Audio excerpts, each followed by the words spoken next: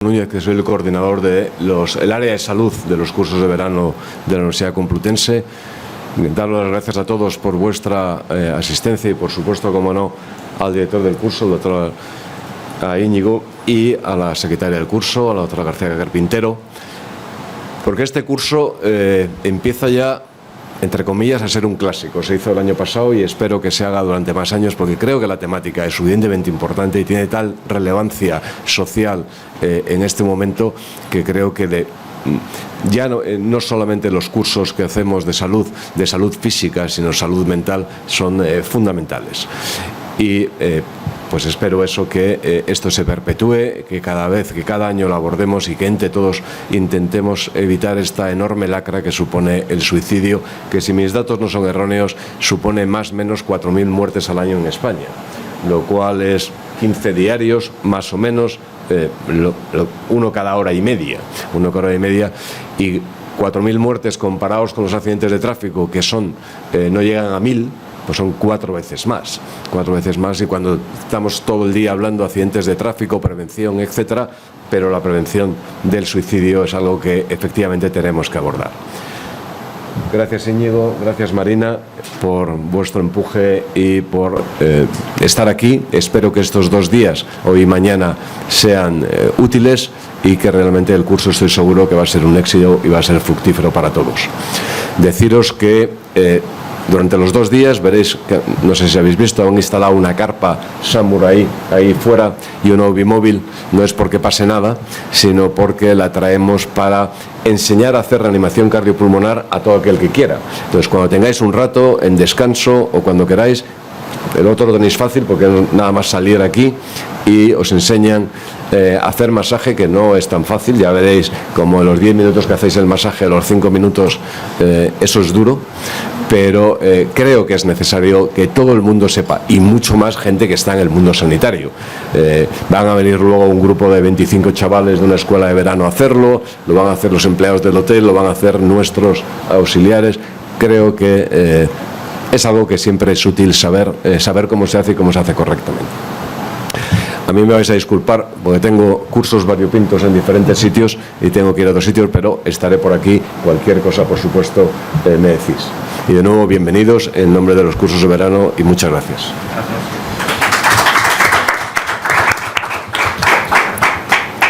Bueno, muchas gracias, José Ramón, por la presentación y por darnos la oportunidad este segundo año de traer este tema del suicidio. Para nosotros es un lujo poder estar en este espacio hablando, bueno, de lo que hacemos, cómo lo hacemos, que es un poco como hemos querido titular este año las jornadas, y sobre todo, bueno, reflexionar entre todos qué cosas estamos haciendo bien, qué cosas son mejorables, de dónde venimos y sobre todo hacia dónde vamos para ir haciendo las cosas cada vez mejor. Y para ello, bueno, doy paso a la primera ponente. Ya siempre que presento a Marina, pues para mí es un honor y un orgullo. Marina es jefa de sección del hospital donde trabajo y donde trabajamos algunos de nuestros ponentes, que son el Hospital Clínico San Carlos. Es presidenta electa de la Sociedad Española de Psiquiatría y Salud Mental, y además de profesora titular de esta universidad. Así que, nada, darle paso a Marina y vamos hablando un poco de todo esto. Pues nada. Aquí. Si quieres puedes ir pasando o con esto o con el órgano. Bueno, buenos días. Como decía el director de los cursos de verano, este es un tema que no pasa de largo y bueno, pues que está que siempre ha despertado mucho interés, pero ahora se están haciendo también estudios serios, estudios rigurosos en la idea de prevenir y en la idea de evitar tantos fallecimientos por esta causa. Agradecer a Íñigo, ¿no?, que una vez más pues ha tenido la iniciativa de montar este curso, a Íñigo Alberdi, que él es profesor asociado de la Complutense y adjunto, que bueno, se tiene que presentar él, pues le presento yo, adjunto del Hospital Clínico San Carlos, y que hizo también su tesis doctoral en relación a la conducta suicidia, fundamentalmente en el trastorno límite de personalidad. Supongo que de ahí, ¿no?, despierta su interés por este importante tema, que que es un tema que, como pone en el título de mi ponencia, es un reto que nos abarca a todos, ¿no? Porque nunca sabemos, nunca tenemos claro quién de las personas de nuestro entorno puede estar sufriendo tanto como para que pueda tener una conducta suicida, y a veces nos sorprendemos, o en las asociaciones de familiares y pacientes la verdad es que hay muchas personas que sufren mucho porque no se dieron cuenta, ¿no?, de que su familiar, su amigo, su compañero de trabajo estaba en una situación de tanta desesperanza, que es lo que al final se asocia a la conducta suicida, que finalmente pudo cometer o bien un suicidio consumado o bien un intento, ¿no?, que es una cosa que ya os digo de antemano que no es una manera de querer llamar la atención, ¿eh? La conducta suicida al final lo que traduce es un sufrimiento interno, ¿no?, que la persona intenta paliar de una manera a veces desafortunada, ¿no?, y realmente realiza un suicidio consumado, y otras veces a lo mejor lo que nosotros llamamos intentos o conducta suicida que no llega a tener un final que termine en fallecimiento, pero que realmente lo que está hablando es de un sufrimiento, ¿eh?, que a veces en las urgencias, pues de tanto ver conducta suicida, pues a veces también nos deshumanizamos un poco en la idea de cuidarnos o en la idea de protegernos, ¿no? Y a veces cuando una persona viene a urgencias de forma repetida por conducta suicida, y tendemos a decir, bueno, lo de siempre. No, lo de siempre no. No, lo de siempre. Nadie que no le pase nada se pasa sus días yendo a urgencias por conducta suicida. Y los datos de la Organización de la Salud, así lo dicen, ¿no?, que 700.000 personas se quitan la vida y muchas más intentan hacerlo, pero no lo consiguen. 3/4 partes de ello, de esta conducta, se da en países de ingresos bajos y medianos. Es decir, que no solo está asociado a las condiciones de pobreza, sino que en muchos países, fundamentalmente ya veremos también en Europa, la conducta suicida y el suicidio consumado es un fenómeno relevante. La tasa de suicidio a nivel mundial en ambos sexos es de 9,2 suicidios consumados por 100.000 habitantes. Y esta tasa es mayor en hombres que en mujeres, 12,6 frente a 5,7 por 100.000 habitantes en hombres respecto a las mujeres. Las mujeres hacen más intentos suicidas, es decir, tienen más conductas repetitivas de suicidio, pero el suicidio consumado fundamentalmente se produce en hombres. En cuanto a los grupos de edad, es la 4ª causa de muerte para los jóvenes de edades comprendidas entre los 15 y 29 años. Y esto nos habla mucho del sufrimiento de estas personas, quizá de soledad no deseada, quizá del mundo social en el que estamos inmersos, y de que muchos de los trastornos mentales empiezan en la edad joven, en la adolescencia y en la adultez temprana. La ingestión fundamentalmente de plaguicidas, el ahorcamiento y los armas de fuego son los métodos más comunes de suicidio consumado, y las tasas más bajas corresponden al este del Mediterráneo, con 5,9 por 100.000 habitantes, mientras que las tasas más altas en Europa son de 12,8 por 100.000 habitantes, y ya veremos que tiene que ver con países como Lituania o más países del noroeste europeo. En Europa el número de suicidios aumenta constantemente con la edad, entre hombres y mujeres, alcanzando su valor máximo en mayores de 85 años. Es decir, si la salud mental de los adolescentes nos preocupa y la tasa de suicidios empieza en esta edad, también es preocupante en países desarrollados como la edad por encima de los 85 tiene que ver con el suicidio consumado, y probablemente tiene que ver con la soledad tiene que ver con la desesperanza y tiene que ver pues muchas veces con la comorbilidad con enfermedades crónicas. Ahí les invito a que por curiosidad vean una película que se llama La teoría sueca del amor. Es una película que compara la sociedad africana con la sociedad nórdica. En la sociedad nórdica tuvieron que poner un ministerio para buscar fallecidos en los pisos porque estaban solos. Es decir, en una sociedad del bienestar donde la renta per cápita es muy buena, pero la soledad es el núcleo de la sociedad, pues la gente fallecía sola en sus domicilios. Mientras que en la sociedad africana, que no tienen nada, ¿no?, el arropo a los mayores, el respeto a los mayores hace que en África las personas mayores mueran acompañadas.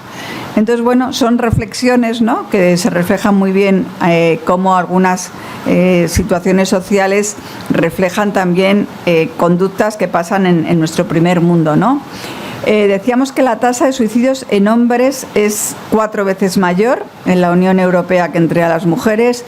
Esto tiene que ver muchas veces con que los hombres pues tienen más conductas externalizantes, es decir, tienen más conductas violentas, y los métodos de suicidio que utilizan son más agresivos que los de las mujeres.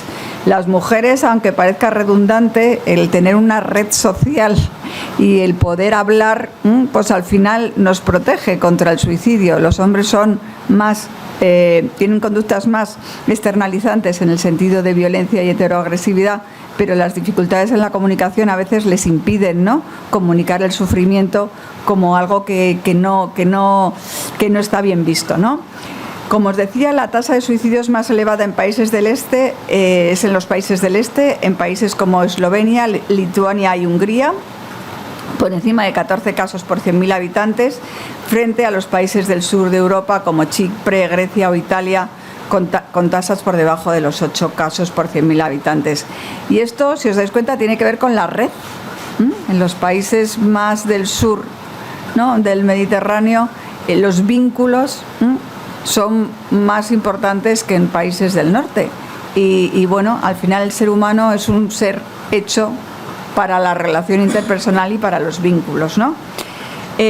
Por desgracia, como decíamos también, en la Unión Europea el suicidio es una de las principales causas de muerte entre adolescentes y personas jóvenes adultas, y esto pues yo creo que nos tiene que hacer reflexionar.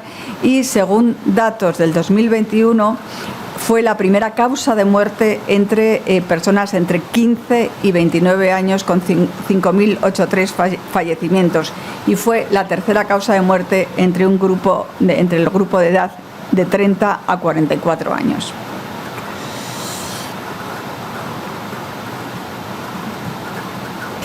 En España es verdad que en los últimos años ha disminuido un poquito la tasa de suicidios. Alcanzamos nuestra tasa máxima de suicidios en el año 2022, después de la pandemia, con más de 4.000 suicidios por 100.000 habitantes, en concreto 4.227 suicidios. Al año siguiente se bajó un poquito, tuvimos 4.116 suicidios por 100.000 habitantes, y en el año 2024 3.846 suicidios por 100.000 habitantes, suponiendo una disminución de la tasa de suicidios respecto al 2022, en el 2023 de 2,6 y en el 2024 de 6,6. Esto, bueno, es verdad que nos puede hacer pensar que toda la atención que se está produciendo hacia la conducta suicidia, todos los estudios que se están haciendo, todas las medidas preventivas y los planes, pues empiezan a ser al menos algo exitosos, ¿no? Hablaremos luego de estos tipos de planes y este tipo de estrategias. Pero no hay que olvidar que por cada suicidio consumado hay 20 intentos de suicidio. Es decir, que es que las cifras son realmente arrolladoras, y claramente es un problema de salud pública en España. En España, con estos 3.846 muertes por suicidio en el 2024, es la segunda causa de muerte externa más importante, y en los hombres, al igual que en la Comunidad Económica Europea, la tasa de suicidios es claramente mayor que en las mujeres. Nos preocupó, después de la pandemia y según datos del Instituto Nacional de Estadística, el alto número de suicidios infantiles en el año 2021. Se produjeron 53 suicidios, 28 de chicas y 25 de chicas, y en 2022 se habían aumentado esos 53 suicidios a 75, 44 de chicos y 21 de chicas, en niños menores de 15 años. Ese es otro dato para reflexionar, y ahí luego veremos cómo el acoso escolar, el abuso de las redes sociales, el ciberacoso por redes y, en mi opinión, también la soledad, ¿no? Porque estamos en una sociedad en que, bueno, pues la mujer se ha incorporado al mundo laboral, cosa que es buena, pero la falta de conciliación hace que tanto los mayores como los jóvenes en nuestra sociedad estén muy solos, y esto se refleja muchas veces en estas cifras, ¿no? Las mujeres, es verdad que se intentan suicidar más veces, pero afortunadamente lo consiguen menos que los hombres. Y bueno, pues como decía José Ramón al principio, el suicidio, se mueren más personas, o sea, dobla más de 2 veces en las personas que fallecen por suicidio a las que fallecen por accidentes de tráfico. Multiplican por 14 las personas fallecidas en homicidios y multiplican por 84 las personas que fallecen por violencia de género. Sí, yo creo que es una buena reflexión el que la tasa de muertes por accidentes de tráfico ha bajado significativamente con todas las campañas de prevención hechas a nivel gubernamental. Por lo tanto, yo creo que podríamos pensar que esto podría ser trasladable también a las estrategias que se están haciendo en la prevención de la conducta suicida, y espero que en unos años también veamos estas cifras disminuir tanto como han disminuido los accidentes de tráfico. Bueno, sobre qué métodos, ¿no? Ya hemos hablado, los métodos siguen siendo el ahorcamiento o la estrangulación, suelen ser el primer método de conducta suicida consumada. Saltar desde un lugar elevado, la segunda.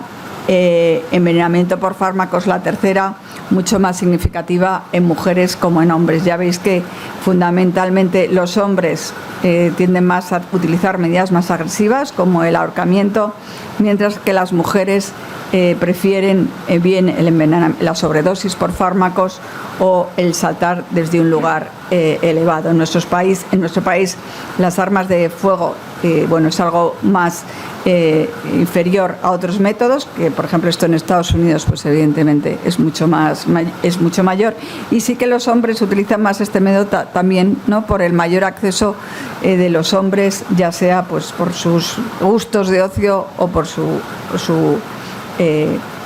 desarrollo profesional. No obstante, a pesar de estas cifras tan arrolladoras, tan impactantes y tan preocupantes, España no es de los peores países en cuanto a las tasas de suicidio consumada. Es más, dentro de todos los países, pues estaríamos en el tercio inferior. Es decir, eso de que estamos en un sitio mediterráneo donde los vínculos sí que son o deberían seguir siendo una seña identitaria de nuestra cultura, pues hacen que España todavía esté por debajo de países como Finlandia, Lituania, Suecia, Suiza, Canadá, teniendo en cuenta además que, a pesar de estos índices menores de suicidio consumado, nuestro número de psiquiatras es menor que el que tienen muchos de estos países. Es decir, que teniendo la mitad de psiquiatras por 100.000 habitantes, pues algo tenemos bueno en nuestra sociedad que todavía nos protege respecto a otros países de la Unión Europea, que teniendo ese mayor número de profesionales, pues algunos factores hacen que realmente en estos países se produzcan más suicidios consumados. En febrero de este año, una de las estrategias para la prevención del suicidio son las líneas de atención telefónica de 24 horas, ¿no? Una de ellas es la línea 024, que se puso en marcha por el Ministerio de Sanidad. Y esta línea, en febrero, recibió un total de 12.059 atenciones. Es decir, 12.059 personas en un mes llamaron por fundamentalmente los propios usuarios. Esto no lo he traído, pero eran las propias personas que tenían intención de suicidarse o idea suicida las que llamaban, no familiares, no amigos, y fundamentalmente 10.000 de estas atenciones fueron llamadas telefónicas y 1.861 a través de chat en línea, que veremos claramente que en chat consultaban los más jóvenes, ¿no? Entonces, esto sería el número de atenciones telefónicas que se produjo en el mes de febrero. Como veis, la de El lunes es un mal día no solo es una canción conocida, sino que es real. Los lunes empieza la semana, termina el fin de semana y el número de ideación suicida es mayor, es decir, parece como enfrentarse a la semana, ¿no? Cuesta trabajo, pues a la gente que tiene este problema también. El horario en el que se producen el mayor número de llamadas es entre las 15 y las 23 horas. Para los que sabemos un poco de psiquiatría, cuando lo endógeno, es decir, lo que es biológicamente determinado, la tristeza biológicamente determinada es peor por la mañana, pero cuando en la tristeza influyen otras causas es peor por la tarde-noche, ¿no? Además, el lóbulo frontal ya está cansado por la tarde-noche de contener nuestra angustia y es cuando, ¿no?, aparece toda la angustia y, como veis, es fundamentalmente más del doble, 46% de las llamadas se producen en ese horario. Fundamentalmente son mujeres, pero bueno, no hay mucha diferencia con los hombres en cuanto a las llamadas a esta línea. Y la edad, como veis, de atención oscila fundamentalmente entre los 45 y los 49 años, entre los 55 y 59, es decir, la edad media de la vida parece que es donde se produce una mayor llamadas a esta línea, también en jóvenes y, curiosamente, en los mayores, que es donde se produce la mayor cifra de suicidios consumados, no llaman a esta línea. O sea, ya la desesperanza es tanta, ¿no?, que ni siquiera utilizan este recurso para poder prevenir su ideación o su conducta suicida. Y esto también nos tiene que hablar de cómo prevenir, ¿no?, en esta edad, porque esto no parece que sea una solución. Quizá otro tipo de acompañamiento, otro tipo de cercanía podía prevenir el suicidio consumado en mayores. Los chats, ¿no?, es decir, las llamadas frente a los chats. Ya sabéis que los jóvenes, cuando hablan, cuando quieren decir he hablado con alguien, no quiere decir que hayan hablado, quiere decir que han chateado, ¿no? Pues llaman para pedir ayuda, hacen lo mismo, chatean, ¿no? O sea, no llaman por teléfono. Bueno, pues saber esto y tener esta disponibilidad para los jóvenes, pues hace que entre los 15 y los 19 años los principal número de personas que chatean con el 024 sean estos jóvenes, ¿no? Entre los 15 y los 24 años, con un tope casi hasta los 29, son los que chatean en vez de llamar a la línea 024. Bueno, que también nos habla, pues eso, de cómo prevenir en función del grupo de edad. Pero estas cifras preocupantes, al final son cifras, y yo siempre digo que las cifras no reflejan la complejidad de cada tragedia. Es decir, detrás de un intento suicidio hay angustia, desesperanza, soledad, sufrimiento, trastorno mental, ya veremos en la mayoría de los casos, familia, ¿no?, que sufre porque muchas veces o desconoce o no sabe cómo abordar el sufrimiento que tiene su familiar, y también muchas veces pérdidas laborales en el sentido de incapacidad, ¿no?, para permanecer en el mundo laboral con el detrimento económico y también en la inclusión sociolaboral de este paciente que pierde contactos, se aísla y pierde amigos, ¿no? Y esto, bueno, pues las cifras son impactantes, pero casi es más impactante el persona a persona.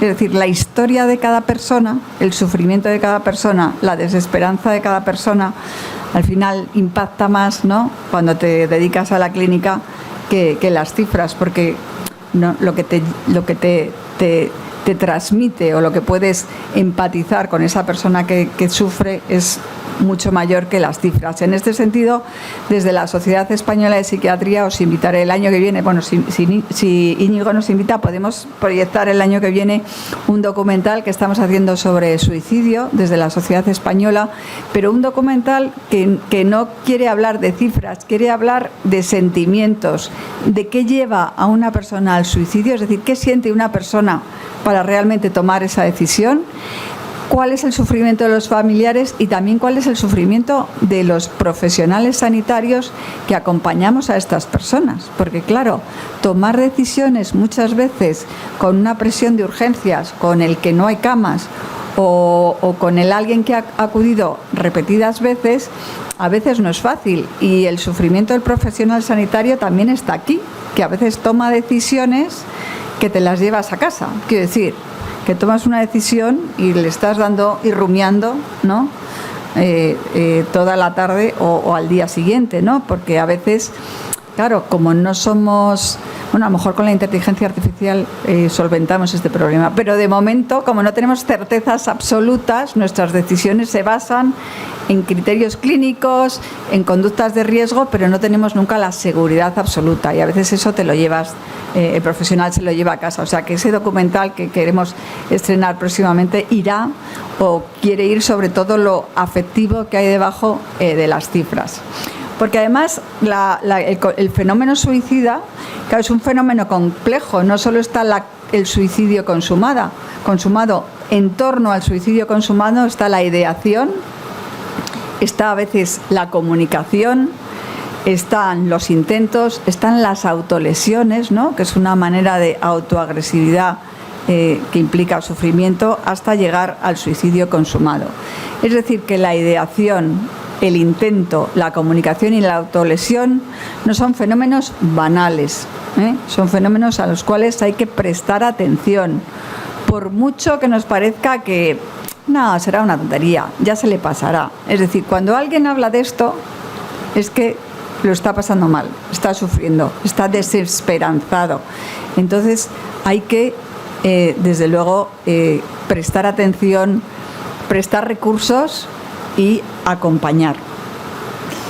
Las autolesiones, que son una plaga, entre comillas, de nuestra sociedad, fundamentalmente en jóvenes, fundamentalmente en forma de cortes, ¿no?, los cortes que tienen generalmente en las muñecas, bueno, pues es una forma de producirse un malestar para evitar un malestar más profundo que viene de otro sitio. Es decir, que los cortes es verdad que se han popularizado como una forma de afrontar el malestar, pero hay que pensar que debajo hay un malestar que tiene que ser tratable, que tiene que ser escuchado y que tiene que ser abordado. Por lo tanto, en este cascada del suicidio consumado, en el que incluyen la ideación, la comunicación a veces y a veces no, el intento, el factor de riesgo más claro para un suicidio consumado es haber tenido un intento previo, cuando a veces digamos que no hacemos suficiente atención a alguien que tiene intentos repetidos, pero el intento repetido nos está hablando de suicidio consumado. Y esto también lo tenemos que pensar, ¿no? O sea, que no hay que quitar o que no hay que quitar importancia a los intentos, no hay que quitar importancia a la comunicación, porque uno habla de lo que tiene dentro, y de lo que tiene dentro pues muchas veces es mucho dolor, y no hay que quitarle importancia a las autolesiones, a pesar de que quizás se hayan popularizado y a veces no les demos toda la trascendencia que tienen, o al menos lo que hay que pensar es que tenemos que enseñar a los jóvenes a comunicar su malestar de otra manera. Y dentro de ese fenómeno de suicidio, pues en clínica encontramos, como os decía, la desesperanza. La desesperanza es uno de los principales factores de suicidio. O sea, las personas no se quieren matar, quieren dejar de sufrir, que no es lo mismo. Entonces, cuando uno tiene desesperanza en que ya nada te va a poder paliar tu sufrimiento, pues cometes el suicidio. Pero la gente, tener en cuenta que no se quiere morir. Lo que quiere es dejar de sufrir. Y esto no es lo mismo.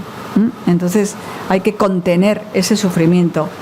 Estas personas suelen estar centradas en el pasado, con rumiaciones acerca de lo que le ocurrió, ser más pesimistas, están preocupadas constantemente por la muerte, tienen una distancia emocional de los demás, es decir, en un momento en el que necesitan el mayor calor, el mayor afecto, el mayor acamiento, tienden a aislarse porque no son capaces, se encuentran tan mal que no son capaces de comunicarse con los demás, con lo cual suelen recibir escaso apoyo social o familiar.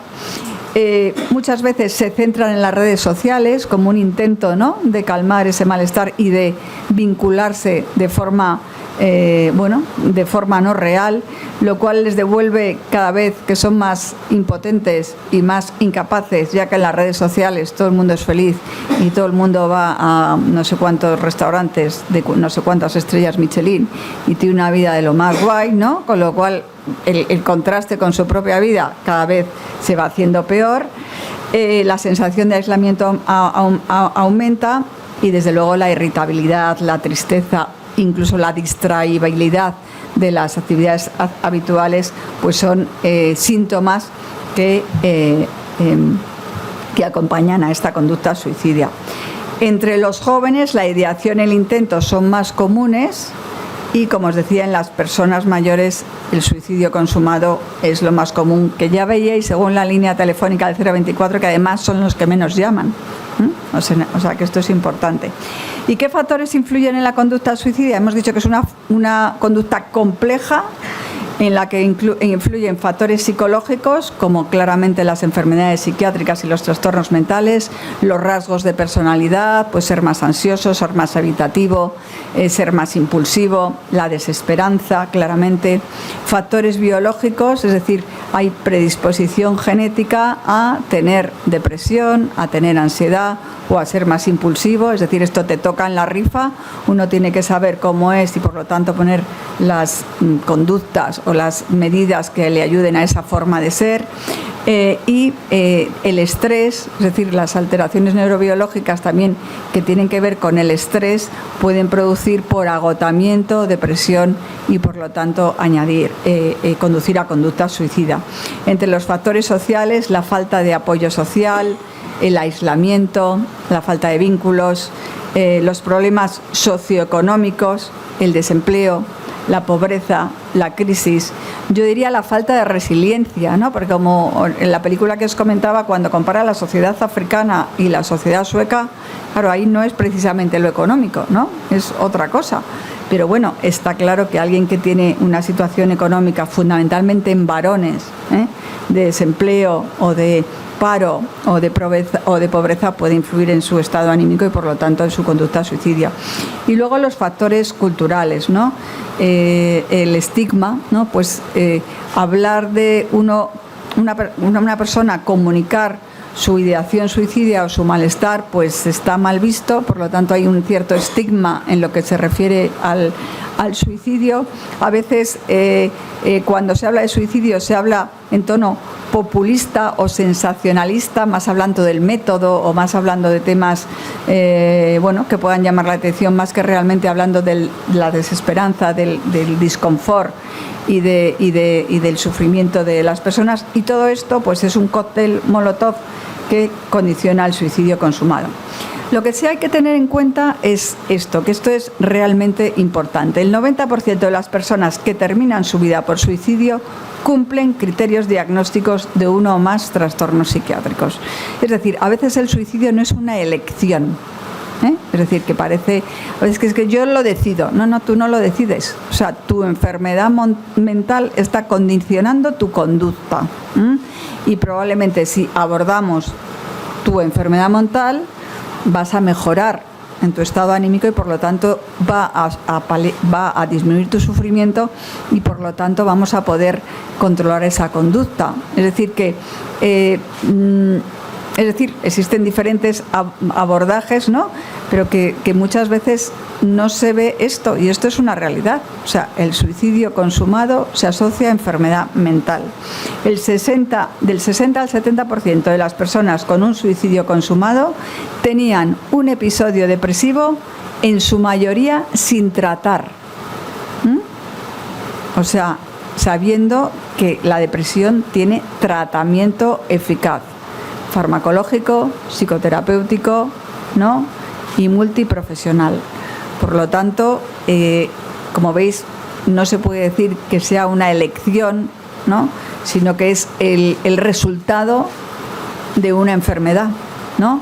En el documental que estamos haciendo, entrevistamos a una persona que se había suicidado su madre y su hermana.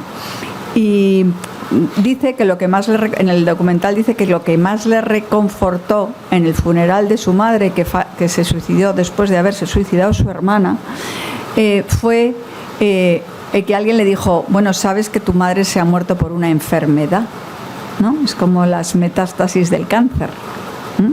Y esto yo creo que quita culpa a la familia y también incluso quita culpa a esos intentos repetidos, ¿no? Que a veces no saben qué hacer con su vida, porque debajo existe una enfermedad mental.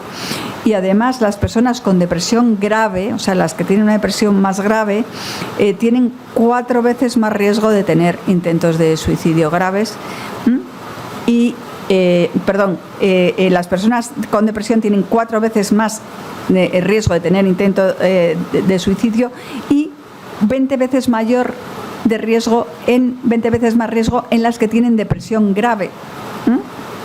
Y la depresión grave se trata con ingresos, con fármacos, con psicoterapia, con recursos sociales, pero se trata. Entonces, uno de los objetivos sería que todos estos suicidios asociados a depresiones sin tratar, ¿no?, pudiéramos identificar estas depresiones y tratarlas. ¿Y cuáles son otros factores, ¿no?, que tienen que ver con el suicidio en personas con depresión mayor? Bueno, ser hombre, el tener un comportamiento impulsivo, el duelo, la pérdida de un ser querido. A veces, después de un intento de suicidio, van más intentos de suicidio, con lo cual para la familia es tremendo, ¿no? Porque, bueno, el no superar el duelo, el no tener un apoyo en esos momentos, pues puede precipitar la conducta suicidia. Os decía que el acoso escolar es terrible, no solo para el suicidio, sino para el trastorno mental. Es decir, casi todas las personas que tienen un acoso escolar en la infancia serán un adulto que tiene un trastorno mental. Y esto es otra de las cosas que, como medida preventiva, nos tenemos que dar cuenta, ¿no?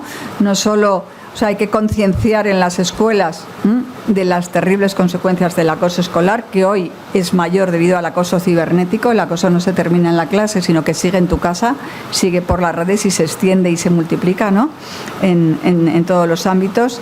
El tener comorbilidad con trastorno por consumo de sustancias o el alcohol también aumenta el riesgo de suicidio.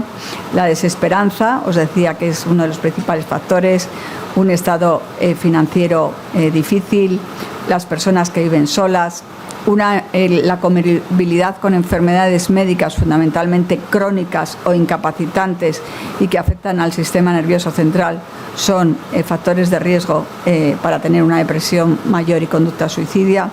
Conflictos en las relaciones interpersonales que a veces parece que no tienen fin, ¿no?, y que a lo mejor con una estrategia adecuada pues podrían solventarse. Bueno, el estar pendiente del suicidio, el tener en la mente el suicidio o el tener conductas tentativas previas en una persona con depresión mayor es un factor de riesgo para suicidio. El trauma, las experiencias traumáticas en la infancia, que incluyen el acoso escolar, que incluyen el abuso físico y el abuso sexual, es decir, el trauma también es otro de los factores que devasta al ser humano y que, ¿no?, de esos traumas en la infancia ya hemos visto que se asocian a muchos trastornos mentales, y la situación de desempleo por la desesperanza que ello también implica.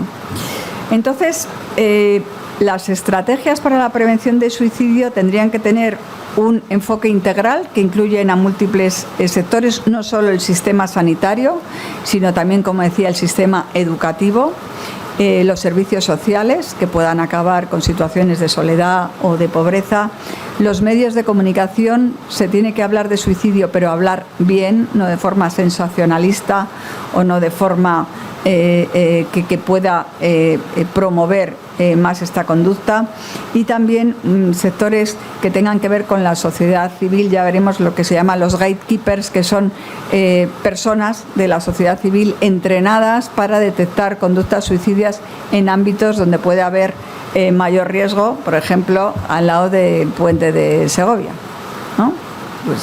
Pues si alguien que esté por ahí puede detectar algún tipo de conducta. Desde luego son medidas universales clave la restricción de acceso a medios letales. Es verdad que en la sobreingesta cada vez se puede menos hacer sobreingestas debido a que necesita receta médica para la compra de medicamentos, pero el limitar el acceso a las armas o en sitios físicos donde se produzcan muchas conductas suicidas, pues no, impedir la accesibilidad a esos espacios, las campañas de sensibilización para poder detectar, los programas escolares de prevención. Os decía cómo el acoso, ¿no?, puede ser tan importante, y el aislamiento en esta conducta. Por lo tanto, esa sensibilización en la población escolar es fundamental. Y las líneas de ayuda 24 horas, que ya habéis visto que las ayudas telefónicas, esa poder contar con alguien 24 horas al otro lado del teléfono o al otro lado del chat, ayuda a prevenir la conducta suicida. Por lo tanto, pero ¿qué barreras tenemos para hacer esta prevención? Bueno, pues tenemos que el estigma. Hablar del suicidio muchas veces se piensa que incita al suicidio. No, hablar del suicidio mal incita al suicidio. Hablar de suicidio no incita al suicidio, sino hablar mal, de forma sensacionalista, hablando de métodos y sin tener en cuenta lo que hay debajo y las consecuencias de ello. Por lo tanto, hablemos de suicidio, pero hablemos de forma correcta.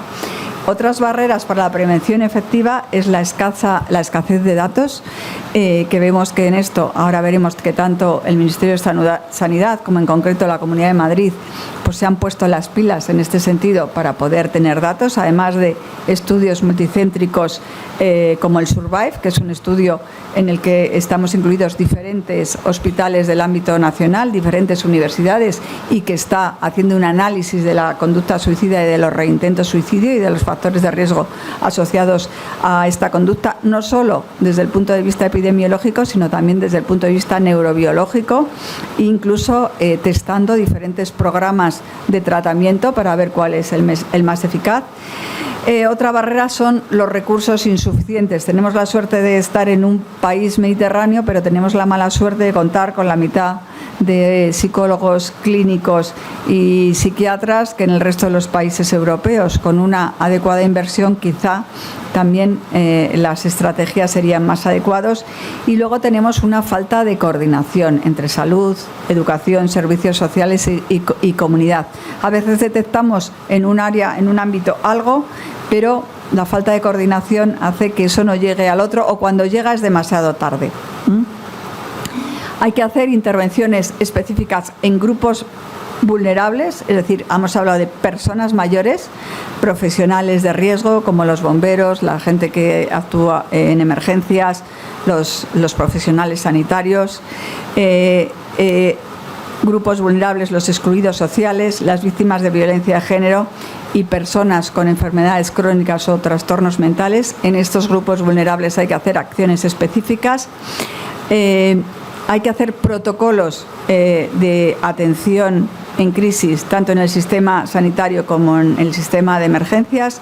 En concreto, en el Hospital Clínico San Carlos, donde trabajo, y con la doctora Ana García Carpintero, que está aquí con nosotros, pues últimamente hemos implementado un protocolo de atención suicida, porque aparte de el que ya existía en la Comunidad de Madrid, vimos que eso era insuficiente. Entonces hemos implementado un protocolo de atención intensiva durante los 3 primeros meses tras una conducta suicida, para ayudar en esos primeros momentos de mayor riesgo y de mayor sufrimiento, ¿no?, que ahora mismo la atención en los centros de salud mental pues no puede dar. Entonces, mediante este programa intentamos de alguna manera hacer esa atención en crisis.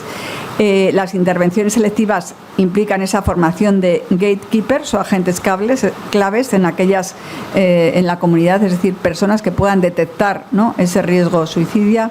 Y desde luego también es muy importante el apoyo y familiares allegados tras un suicidio, porque es verdad que a veces el efecto contagio o el no facilitar el duelo de una persona que ha tenido un familiar con un suicidio consumado pueden ser precipitantes de otra conducta suicida.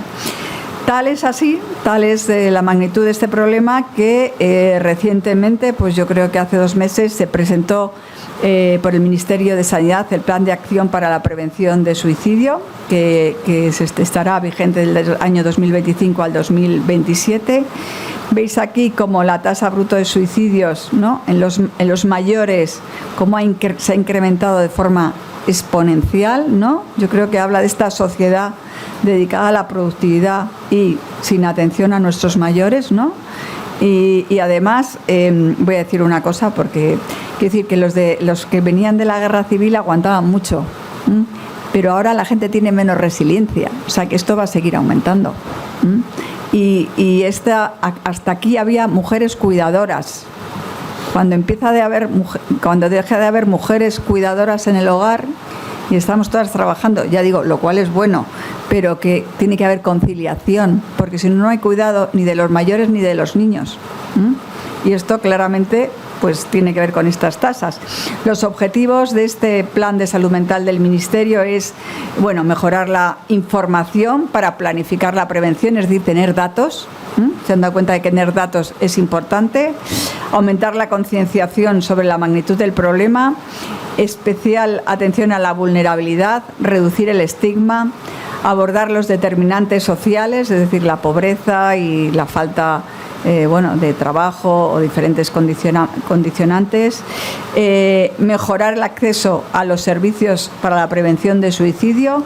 Esto tiene que ver de la mano de un aumento del número de profesionales que no está financiado en este plan de salud mental. Es decir, hay un plan, pero no hay dinero para tener profesionales, con lo cual yo creo que más que plan se queda en casi plan, pero bueno, eso es otro tema.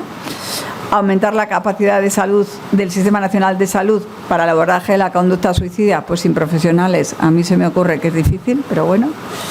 Y pues estos, ¿no? Es verdad que hace mucha hincapié este plan en los familiares y en las personas allegadas, que sufren mucho tras el suicidio consumado, y hace mucho hincapié también en los grupos de situación de vulnerabilidad. Personas con problemas, yo diría con trastornos mentales, personas con discapacidad, personas mayores, adolescentes y jóvenes, personas LGTBIQ+, personas en riesgo de pobreza y exclusión social, personas que sufren violencia, personas con enfermedades graves o dolor, y personas también, y esto es importante, en centros penitenciarios. Nuestros centros penitenciarios tienen muchas personas con trastorno mental que no reciben la atención correcta, y en los centros penitenciarios se suicida mucha gente a pesar de las medidas que hay. Bueno, este plan de salud mental tiene una línea 1, que es información de calidad, es decir, tener datos, una línea 2 de sensibilización a la población, una línea 3 de prevención en situaciones de vulnerabilidad, una línea 4. De prevención en todas las políticas, limitar el acceso a los medios letales, establecer mecanismos de coordinación con los servicios sociales, el abordaje sanitario en la línea 5, mediante el intercambio de experiencias en los diferentes ámbitos profesionales que hayan sido exitosos, así como adecuar los servicios de urgencias, promover la participación de personas supervivientes en el diseño de los planes de prevención de suicidio y mejorar la coordinación con la línea telefónica 024 y los dispositivos asistenciales, además de potenciar los equipos y ofrecer formación y supervisión a los gatekeepers que tratan con personas con riesgo suicidio. Aquí se incluyen también bomberos, policías, ¿no? Es decir, todas estas personas que muchas veces rescatan a personas en situación de riesgo suicida. En la Comunidad de Madrid también hay un plan de prevención del suicidio. Este se instaura en el año 2022 y va a estar hasta el año que viene.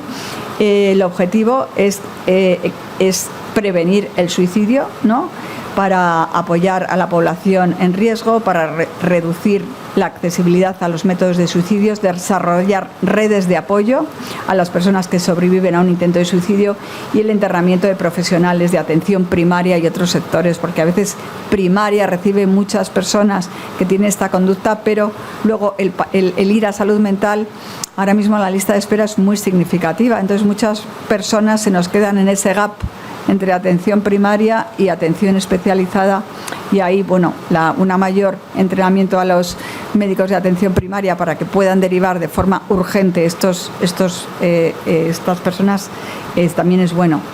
Bueno, aquí está Asturias, pues parece que es de las comunidades con mayor riesgo suicida en España, frente a Ceuta, que es de la que menos riesgo suicida, probablemente porque es la que menos datos tiene. No os creáis que no. Madrid, curiosamente, ¿no?, la capital de España, bueno, tiene poco riesgo, es de las comunidades autónomas con menos riesgo de suicidio, probablemente porque también tiene una red sanitaria que lo apoya, ¿no? Y bueno, Galicia, Andalucía, esto sería la media de España de 6,8 suicidios consumados por 100.000 habitantes, y aquí veis la tasa de suicidios en las diferentes comunidades autónomas, ¿no? Las líneas estratégicas de la Comunidad de Madrid pues tienen que ver también con coordinación y organización. La segunda, con sistemas de información y vigilancia epidemiológica. Os dais cuenta cómo el sistema de información, la vigilancia, al tener datos, se ha convertido en una necesidad para poder analizar y para poder plantear estrategias de prevención y estrategias de tratamiento eficaces.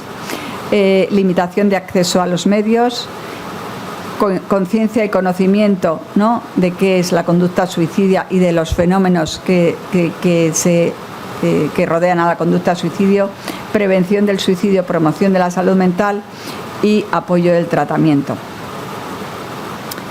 Y aquí también la Comunidad de Madrid tiene unas campañas donde uno se puede meter y donde, bueno, hay una serie de guías y de formación audiovisual para la sensibilización y desestigmatización de la conducta suicida, que son útiles y que, bueno, pues que alguien, ¿no? Esto está puesto en los centros de salud mental, pero puede ayudar a personas que tengan que verse con esta conducta, que tengan que enfrentarse a esta conducta, o a personas que tengan este riesgo y que puedan desde aquí encontrar esa ayuda, ¿no?, que responda a su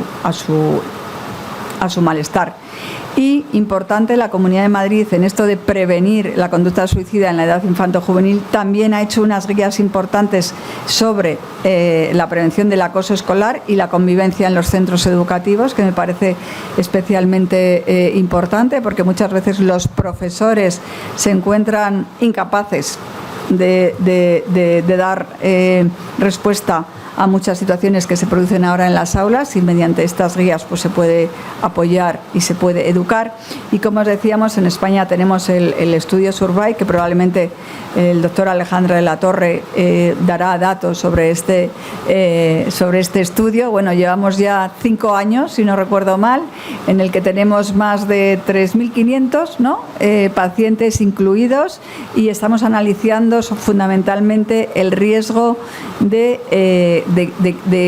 nueva conducta suicida, es decir, el riesgo de reintento suicida, es decir, qué hace que un paciente que se ha intentado suicidar y no se ha suicidado vuelva a intentarlo, ¿no? Cómo prevenir el riesgo suicida en esta población. Aquí intervienen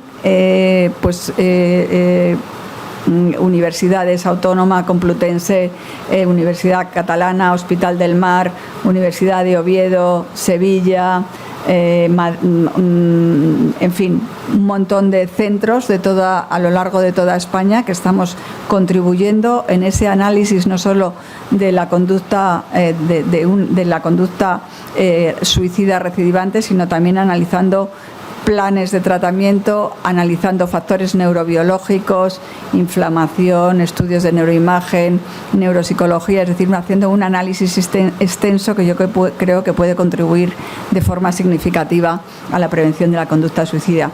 Y desde luego el estigma, ¿no? El estigma es algo contra lo que hay que luchar, ya que parece que haber tenido un familiar que se ha suicidado o que ha tenido una conducta suicida es algo a ocultar, ¿no? Y esto aumenta el sufrimiento del paciente y de la familia, y yo creo que al final el suicidio habla de sufrimiento, de desesperanza, muchas veces de enfermedad mental, que es algo que le puede tocar a cualquiera. 1 de cada 4 va a tener una enfermedad mental a lo largo de la vida, con lo cual de los que estamos aquí unos cuantos, y por eso no pasa nada. Es como tener gripe o tener diabetes, pues a uno le toca, hay que tratarlo, hay que responsabilizarse de ello y ya está. Total, hay que limitar todos esos mitos también asociados a informar a la población sobre los factores de riesgo y protectores. Como conclusiones, el objetivo de este curso y de toda nuestra investigación y nuestra formación clínica y de nuestra atención a esta conducta es salvar vidas, o sea, es lo más importante, ¿no? Una vida es una vida, o sea, no olvidémonos de estadísticas, porque uno vale la pena. Hay que mejorar la coordinación entre los diferentes estamentos sanitarios, educativos, sociales, investigadores. Aunque hay que aumentar los recursos y la formación. En la Comunidad de Madrid tenemos un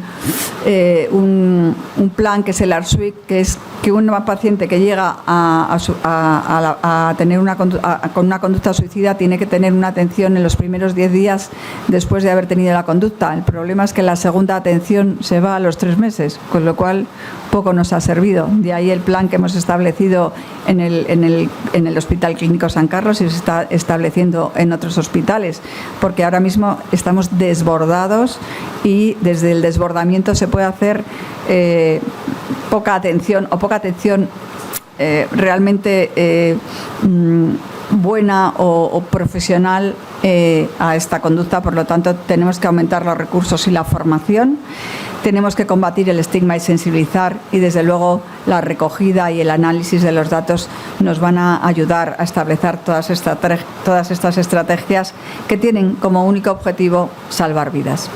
Y muchas gracias por su atención.